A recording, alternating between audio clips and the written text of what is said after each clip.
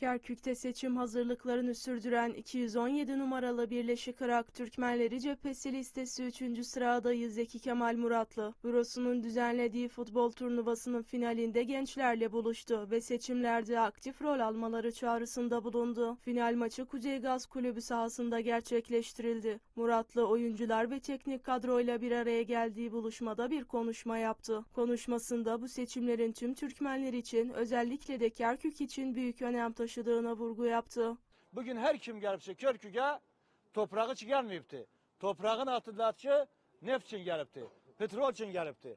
Ama sizler ve bizler biz toprağımıza ihtiyacız. Toprağımızı istedik, milletimiz istedik ne olsun? Her zaman başüstü kalsın. Her zaman aziz, muazzez, mükerrem yaşasın. Ve inşallah sizin sesinizle, sizin birlik beraberliğiyle biz de her zaman sizin yanınızda olmaya söz veririz. Turnuva 1 Mart Yıldızları takımının şampiyonluk kupasını almasıyla sona erdi. Ayrıca oyuncular ve turnuvaya katılan sporcular gösterdikleri üstün çabadan dolayı ödüllendirildi.